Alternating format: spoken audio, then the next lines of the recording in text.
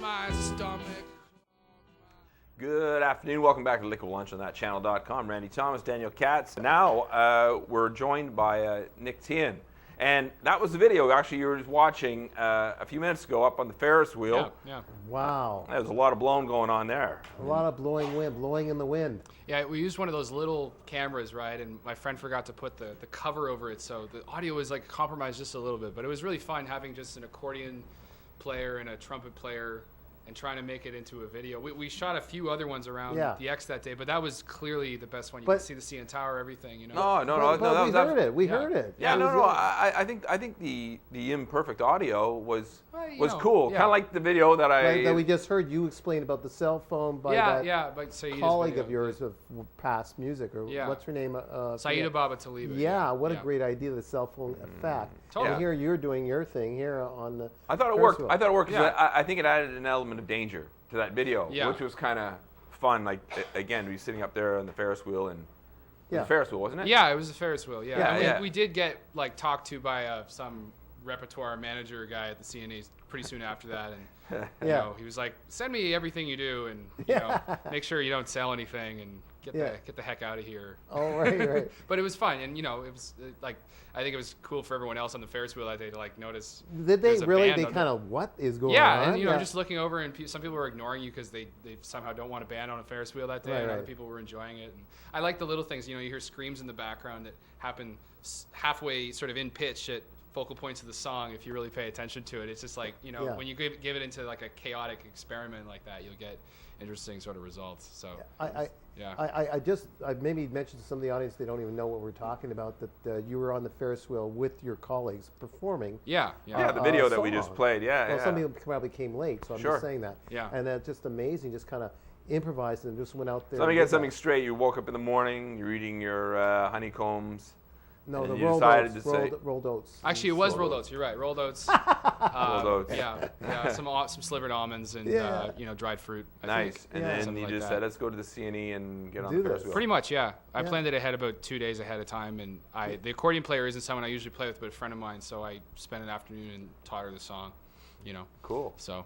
Nice. So it's been fun. We're gonna do a full sort of a full go of that video using the album cut in about a month, and probably release it sometime in the summer for Sidewalk Friends. So that'll be fun. We're working on some kind of concept of kind of a top hat absinthe sideshow party. Yeah.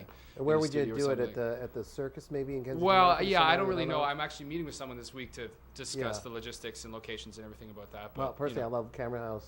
Circus, anywhere around there, you know. Absolutely. Well, that's one of the reasons I'm here, is that I'm playing at the Cameron House tonight. In the back room with my band. Sort of, we're in between two things. We're promoting the EP Sidewalk Friend that I released just about 8 months ago, and I'm recording a new full-length debut album in August, I believe. So.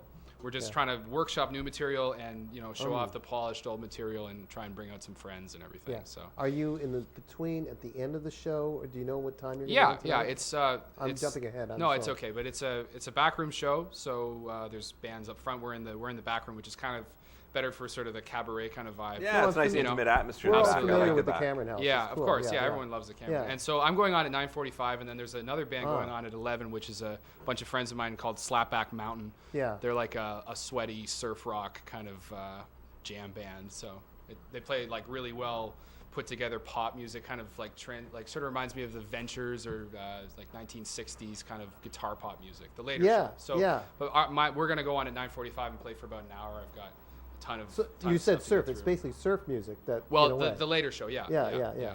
My music is kind of interesting. It's like instead of using a bass player, I have a sousaphone player. And instead of I play the keyboard in the band, but I'm not really a keyboardist. I'm more of a writer. But I've got a brass trio with a sousaphone, baritone, and trumpet playing along with all the tunes.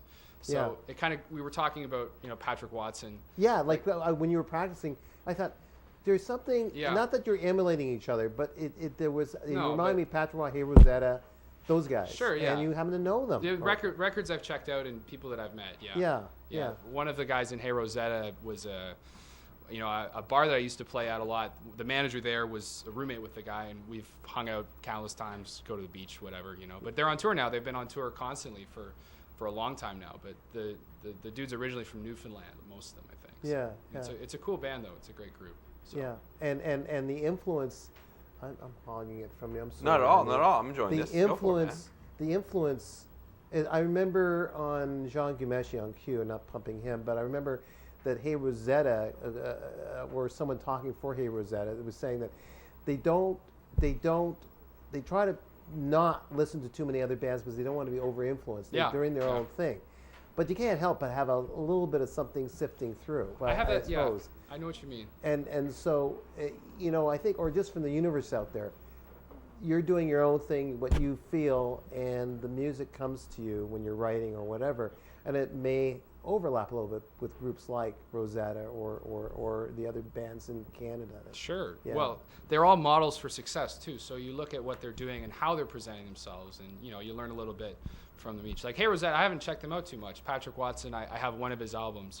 I've checked out a lot of Rufus Wainwright and Leonard Cohen and George Formby Jr. and Tom Waits. There's a lot of stuff. I try not to get too obsessed with one guy for too long, but there's usually one record by each artist I really care about that I've heard a bajillion times, and sing along to all the time. So it has that influence. How have you come into your own? Like how did you make your selection, or why your choice of selection of, like you said, instead of using a certain instrument, you use another? What brought that on for you? Well, it kind of goes back a ways. I went to Humber College when I was about 18 or 17 and studied the saxophone. So I have a diploma. I've spent 4 years in school studying jazz, playing the sax and writing compositions for larger ensembles and that kind of thing, where you're dealing with a lot of wind instruments when you're playing jazz. A lot of other bands involve a lot more, like a lot of keyboards and a lot of guitars and stuff like that. Electric music wasn't something I knew a lot about. I knew a lot about how to write for winds. And it's just sort of fortunate circumstances too. It's comprised of people that I was in bands with them, as I was working on my own thing. I was playing the sax in bands with my own bandmates and realizing, as time went by, okay, I have my own thing to present. Who am I going to get to do it? It's well, the musicians that I played with and trusted for 6 years. My bass player function, he's a sousaphone player. It's my older brother, so it's kind of easy. I have my older brother, my old boss, two of my roommates. It's just really good friends of mine that I've known for a long time. So it creates a good environment, and I just have always worked along those kind of lines. Just wind instruments. And I used to play the sax in my band too, and it was kind of more of an experimental, free jazz kind of thing. But I've sort of focused it into something where I feel like I'm presenting the most of what I'm trying to get across in the most amount of time. Awesome. So just say hello, strangers love you more than you and me could ever know. Say hello, strangers love you more than you and me could ever know. Say hello, strangers love you more than you and me could ever know. Say hello, strangers love you more than you and me could ever know. Say hello, strangers love you more than you and me could ever know. Say hello, strangers love you more than you and me could ever know. Say hello everywhere you go. Oh yeah, I love you more than you could ever know. Say hello, oh you and me are apple trees. In wintertime we freeze in the snow. Oh, we freeze in the snow. Oh, we freeze in the snow. Oh, we freeze in the snow. Oh.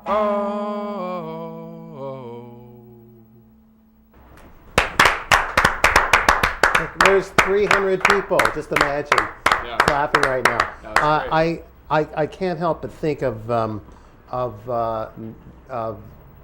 poets, a phrase from a famous poet, philosopher, from Socrates to whatever, to Descartes or whoever, and they'll say a phrase and someone wants to express, to say so many things in just those words. And I feel that maybe, even though I may not understand the whole song yet, I can feel like wanting to hear it over and over again, is strangers will love you more than you or me can ever know. Say hello. And yes, it's like a good hug.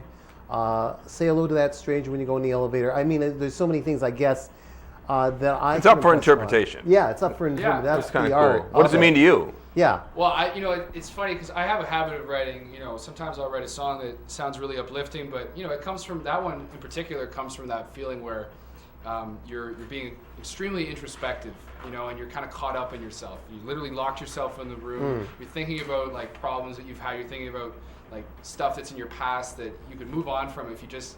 I don't know. I had this habit. Spring is coming right now, and I feel this huge uplifting thing where it's like all of a sudden, you open the door, you go outside, it's sunny, people are friendly, or people are like, you feel like you have access to humanity again.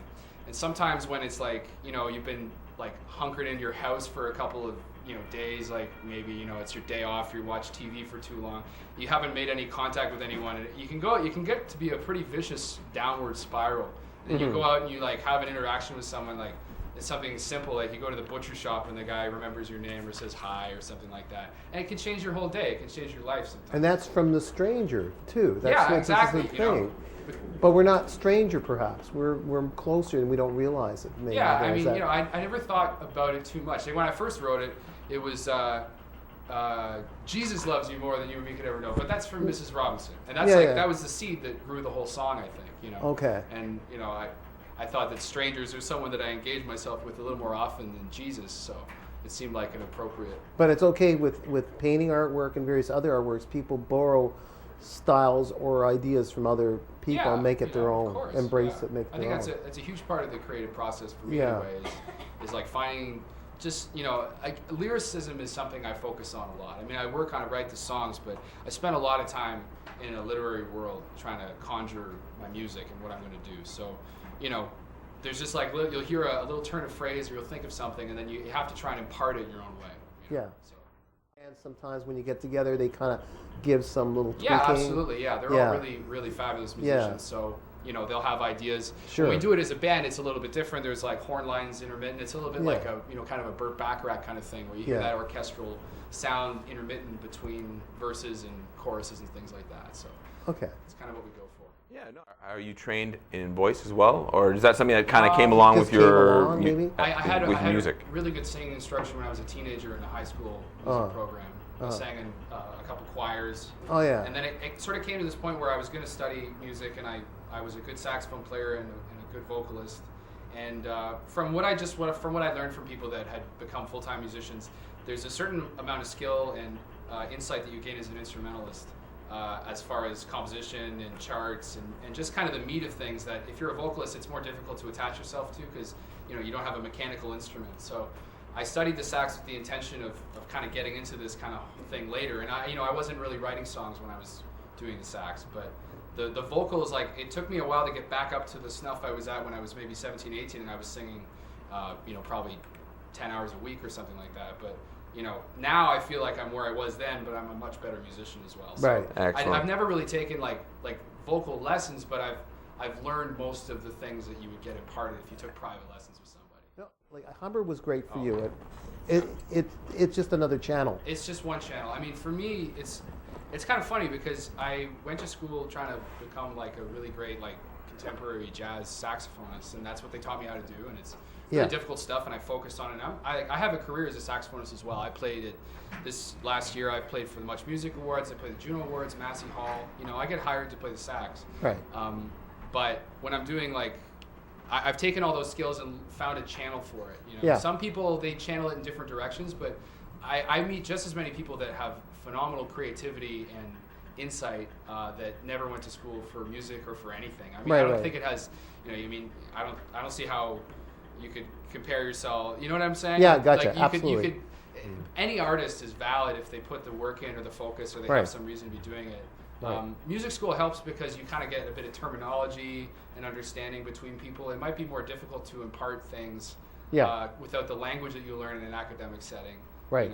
But it's a good kick in the ass for some people too. Yeah, to get and their, as far as rock bands and pop bands go, sometimes it's a disservice for people because they learn things from an academic standpoint and maybe they don't focus on being a little more ambitious with their careers or projecting something successful they want to be a jobbing musician for their whole lives. So there's a lot of different factors. But I had a really positive experience with it, and a lot of the people I play are professionally trained musicians, and it works to their benefit. Absolutely. Yeah.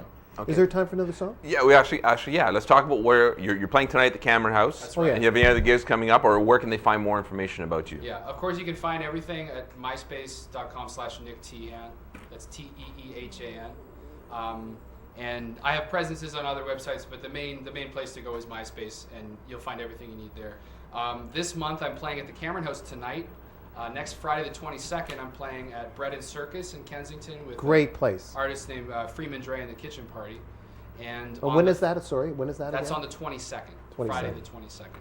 And on the 30th, at 99 Sudbury, which is an art gallery just south of Queen and Dovercourt, I'm doing a fundraiser for the it's CanFAR, which is a Canadian Foundation for AIDS Research. They're doing a fundraiser for AIDS research, and Saeed Ababataliba, actually, who was in that video, will also be performing that night. So there's going to be a bunch of us down there, and it's going to be a really, really wild party. How much? That must be a heavy price. Yeah, to it's get a $50 ticket, but not too bad. There's, it includes a few drinks, and it's at a really cool art space. I've been to other events run by this organization called Everyone is an Artist, and it's going to be a really, really great night. I'm really looking forward to it. So. Excellent.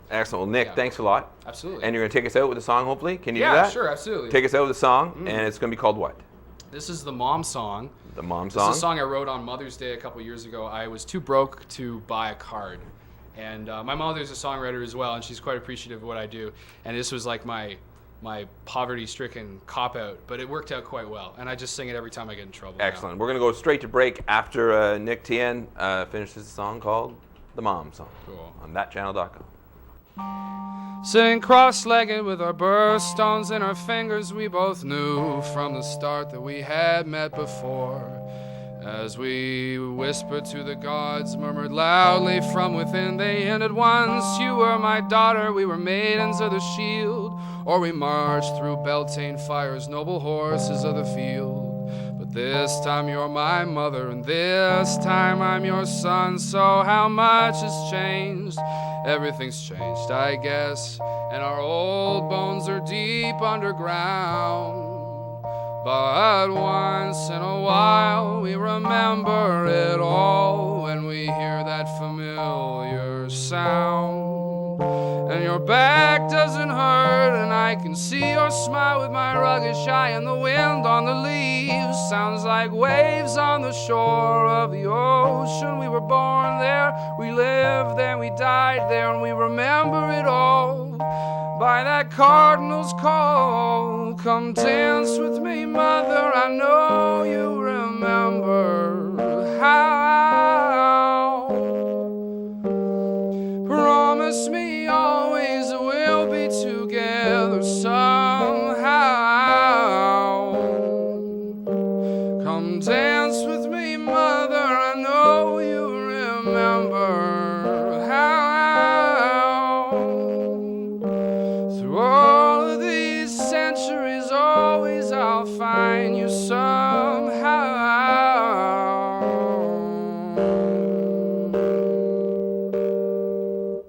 Walking in trilliums freshly bloomed, the lilac breeze entices gold and maple keys to drop and spin. Through your flowing hair you told me there are spirits in the trees, and they'll tell you every story from the moment of your birth. With their roots they're scratching history on the center of the earth. And it reads, this time you're my mother, this time I'm your son. So how much has changed? Everything's changed, I guess, and our old bones are deep underground. But once in a while we remember it all when we hear that familiar sound. And your back doesn't hurt, and I can see your smile with my rugged shy, and the wind on the leaves sounds like waves on the shore of the ocean. We were born there, we lived there, we died there, and we remember it all by that scarlet bird's call. Come dance with me, mother, I know you remember how. Promise me always we'll be together together somehow. Come dance with me, mother, I know you remember how. Through all of these centuries, always I'll find you somehow.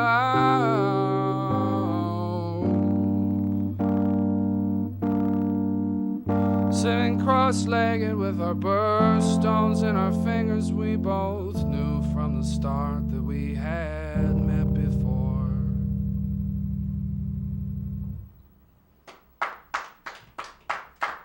Thanks, guys. Thanks very much. Over.